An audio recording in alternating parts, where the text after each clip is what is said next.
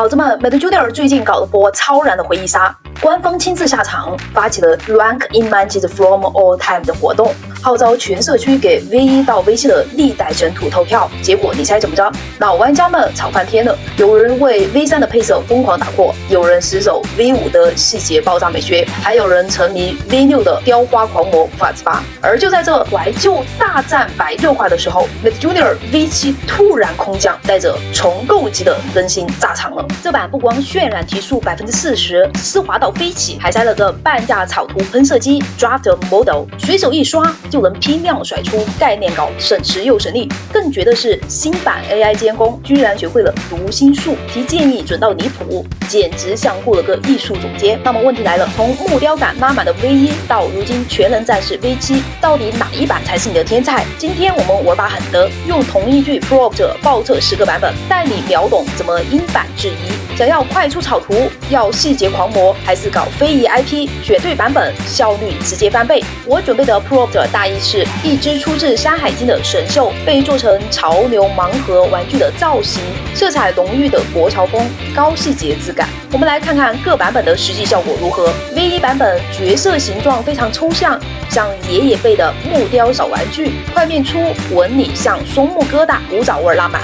如果你想要原始木刻感，或者是复古陈列，又或者是8bit 周边，用 V1 反而有独特的韵味。V2 给人一种像橡皮擦质感的小摆件，不过依然是抽象派。V3 饱和度提高了一些，有少量的设计感，细节依旧随缘，配色超级好看。如果你想要复古怀旧的风格， V1 到 V3 比较合适。虽然这3个版本的图片分辨率都比较低，细节粗糙了一些，但用来做复古插画或者夸张效果，这种粗犷的风格也有一种原始的拙朴和智趣，说不定能碰撞出不一样的艺术火花。到 V4 这里有了一个质的飞跃，给人一种终于长大成人的感觉，有了稳定的可识别外形，大概知道它是一只鱼还是牛。角色增加了一些细节感和设计感，更加精致，画面有意境感。而 V5 有3个版本，分别是 5.0、5.1、5.2。5.0 角色更加幼态化，细节很丰富，但嘴部和表情处理不到位，缺少美感。5.1 带了一丢丢的可爱属性，色彩明亮，细节也十分丰富，但嘴部依然出现了一些问题。V5.2 这个版本的色彩比 5.1 更加鲜艳，细节超级丰富，材质逼真，光泽感强，感觉像已经制作出来的真实物体一样。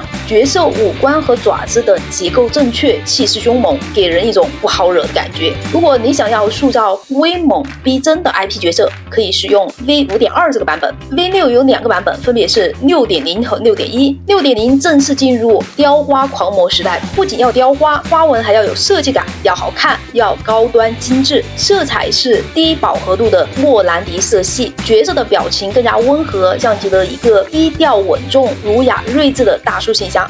V6.1 色彩使用上比 6.0 更加大胆活泼，增加了一些鲜亮的色彩，但因为饱和度比较低，给人感觉很舒服。细节依旧比较丰富，但是脸部和胸部有大量留白，疏密适中，更加透气。同时角色的眼睛有神韵和灵动感。如果你想要高品质和丰富细节，可以选择 V5.2、V6.0、V6.1 这3个版本，它们品质比较高，既有传统韵味，又精美细腻，非常适合打造高级感的 IP 形象。优化一下细节，可以直接拿去建模了。如果你想要个性化需求和快速批量出草图，可以直接用 MJ 的最新版本 V7， 生成质量相当高，它会参考我们自己的喜好来生成角色。不过 V7 的草稿模式不能在 Relax 模式下使用，只能在 Fast 和 Turbo 模式下使用。添加 Draft 可以快速出草图，让你真正体会到半价10倍快批量出图的爽感。总之，越往后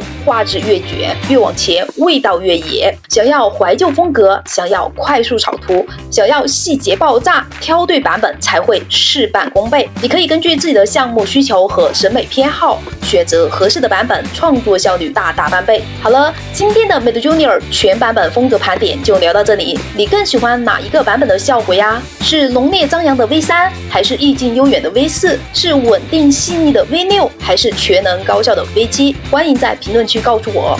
如果你觉得这个视频对你有帮助，记得点赞加订阅，打开小铃铛，这样你就能第一时间观看到更多精彩内容啦。我们下期再见。